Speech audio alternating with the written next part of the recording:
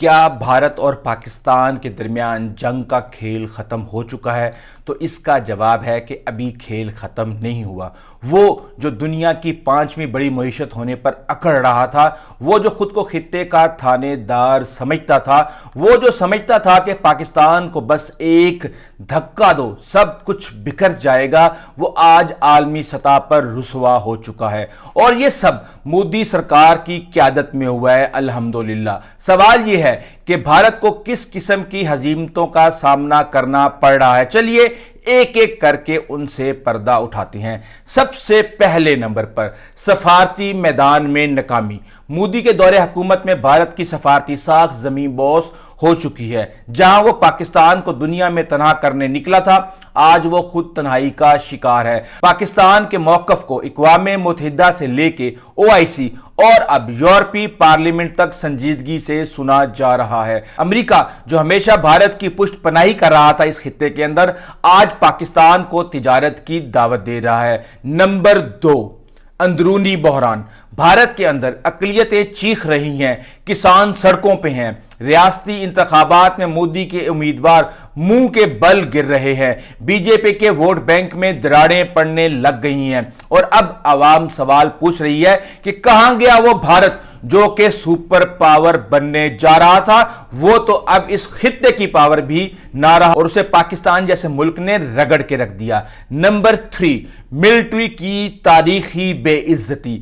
دنیا کی 5ویں بڑی فوج پاکستان جو کہ اس وقت 12ویں نمبر پہ یعنی 12 نمبر پہ ہے، اس سے مار کھا چکی ہے، اور وہ بھی صرف زمینی محاذ پر نہیں، فضائی محاذ پر بھی عبرتناک شکست۔ پاکستانی JF-17 تھنڈر جس کی قیمت صرف 20 سے 25 ملین ڈالر ہے، اس نے انڈیا کے S-400 جو کہ 1.5 بلین ڈالر کا تھا، اس کے سسٹم کو نکارا کر کے پوری دنیا کو حیرانی میں ڈال دیا ہے۔ اور تو اور رافیل جیسے سیمی سٹیل فائٹرز جن پر انڈیا نے 8 ارب ڈالر جھونک دیے تھے، انہیں پاکستانی شہینوں نے بچوں کا کھلونا بنا دیا ہے۔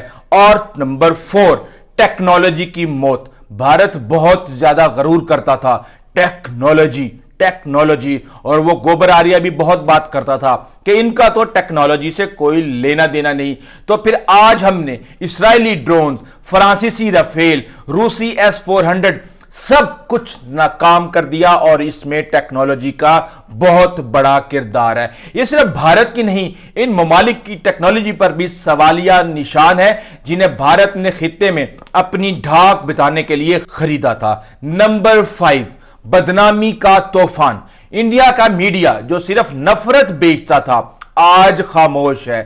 سچ بولنے والوں کو جیل میں ڈالا جا رہا تھا، اور فوجی جرنیل اب پاکستان کی تعریفیں کر رہے ہیں۔ عمر عبداللہ جیسے سیاستدان کہہ رہے ہیں کہ پاکستان نے ہمیں اس مقام پر لا کھڑا کیا جہاں ہم سوچ بھی نہیں سکتے تھے، اور جہاں پہنچنے کے لیے پاکستان 70 سالوں سے کوشش کر رہا تھا۔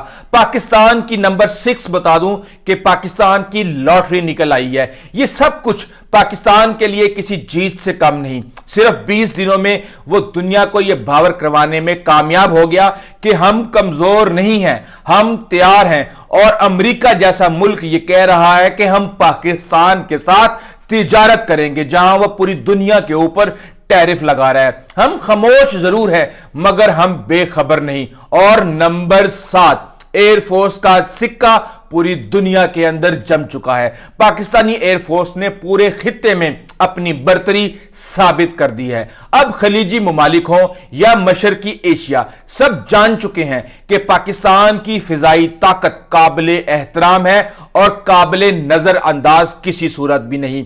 اور نمبر 8، خطے میں نئی دھاک بیٹھ چکی ہے۔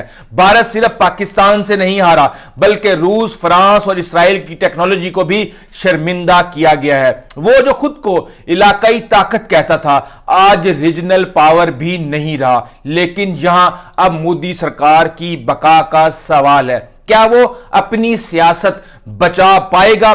کیا وہ دوبارہ حملہ کرنے کی ہمت کرے گا؟ ایک بات تو طے ہے، ابھی کھیل ختم نہیں ہوا بلکہ اصل کہانی تو اب شروع ہو چکی ہے۔ اور جہاں تک ٹرمپ کی دی ہوئی گارنٹی ہے. میں یہ سمجھتا ہوں کہ اس میں کچھ بھی گول مول ہو سکتا ہے. جس طریقے سے امن ہوا تھا مشرق وسطیٰ کے اندر فلسطین میں حماس کے ساتھ، وہ آپ سارا دیکھ لیں. جس طریقے سے یوکرین کے اندر ہو رہا ہے وہ سب آپ دیکھ لیں. تو بات یہ ہے کہ ہمیں اپنے ہی زور بازو کے اوپر بھروسہ کرنا ہوگا اور چکنا رہنا ہوگا، اور دشمن کو کسی بھی در اندازی پہ منہ توڑ جواب دینا ہوگا. ابھی تک کے لیے اتنا ہی. آئندہ تک اجازت دیجیے. اللہ حافظ.